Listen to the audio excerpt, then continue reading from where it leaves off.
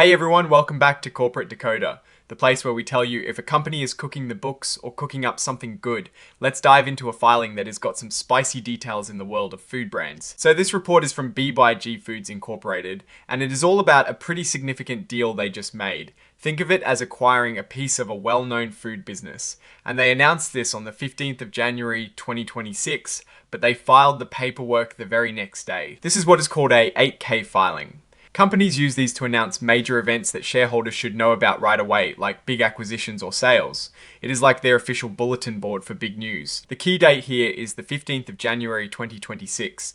That is when the main agreement we are going to talk about actually happened. It is the day they decided to buy some important brands, and that is what this whole report is about. The company in question is B&G Foods Incorporated. They are known for a lot of grocery store staples across North America.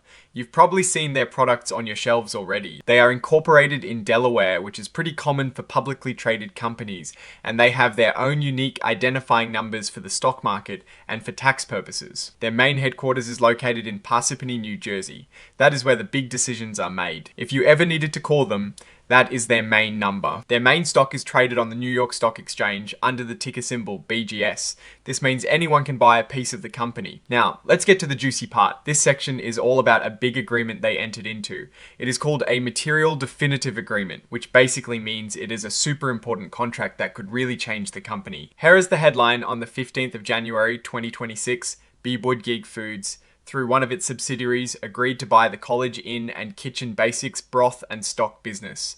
This is a part of Del Monte Foods. The price, a cool $110 million, mostly in cash. There is a little wiggle room based on how much stuff they have in stock when the deal actually closes, and they'll also be taking on some of the debts connected to this business. On top of that, B&G Foods itself is backing up their subsidiaries' promises in this deal. Now, this acquisition isn't happening in a vacuum. Del Monte Foods Corporation 2 Incorporated and some of its related companies filed for bankruptcy back in July of 2025. This means B&G Foods is buying these brands from a company that's going through a bankruptcy process. That often means a company is selling off parts of its business to pay off debts. Because it's a bankruptcy sale, the contract has all the usual promises and guarantees you'd expect when buying from a company in that situation.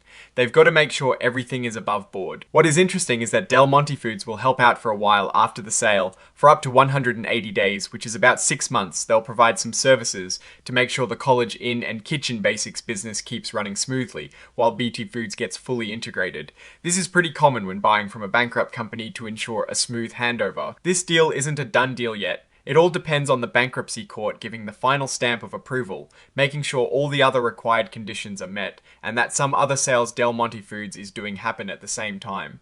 If all goes according to plan, they expect to wrap things up sometime in the first 3 months of 2026. It is important to note that B&G Foods and its leadership have no existing significant ties to Del Monte Foods or its affiliates. This implies the deal was likely driven purely by business opportunities, not by existing relationships. And that $110 million price tag, it wasn't just pulled out of thin air, it was actually the result of a competitive auction. This means other companies might have been interested, and B&G Foods had to win in a bidding war, which usually points to a fair market price. How will they pay for this big purchase? They're planning to use their own cash, which they might get from selling off other parts of their business they no longer want. They'll also tap into some loans they already have in place. This shows they have a plan to manage the costs. The actual contract, the asset purchase agreement, is attached to this report as an exhibit. This is so investors and shareholders can see the details of the deal. But they want to make it clear this contract is for the legal terms and not meant to be taken as a definitive statement of facts about the businesses themselves. Next up, we have some information related to what's called Regulation FD. This is a rule that ensures all investors get the same important information at the same time. On the same day the agreement was made, the 15th of January 2026, B&G Foods put out a press release. This announcement letting everyone know about the deal they just made. That press release is also included as part of this filing, so if you want to read the official announcement, it's right here. This last section just lists all the extra documents that are part of this filing. This is the main agreement we talked about, the one that spells out the terms of buying the College Inn and Kitchen Basics brands. And here is that press release again, so you can cross-reference everything. And finally, the cover page of this report itself, but formatted in a special computer-readable way. And here is the signature from Scott E. Lerner, who is an executive vice president, general counsel, and secretary at B&G Foods. He signed off on this report on the 16th of January 2026, making it official. So, what does all this mean for B&G Foods?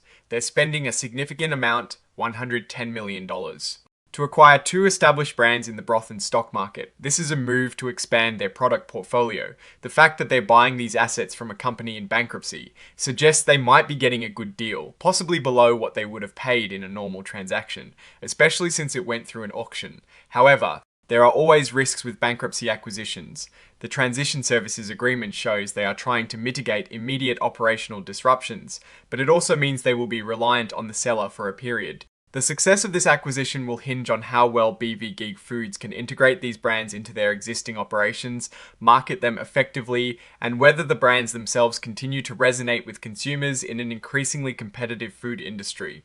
On the positive side, B&G Foods is covering the purchase with existing cash and credit lines, indicating financial stability and a measured approach to funding the expansion. This acquisition could strengthen their presence in the prepared food categories, potentially leading to revenue growth and increased market share if these brands perform as expected. In my opinion, this is a strategic move for B&G Foods. They are clearly looking to grow by acquiring established brands rather than trying to build them from scratch. The key will be successful integration and continued marketing innovation.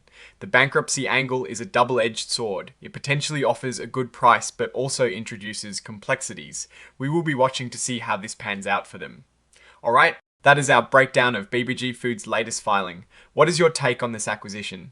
Do you think College Inn and Kitchen Basics will be a great addition for B&G Foods? Or are there too many risks involved? Drop your thoughts in the comments below.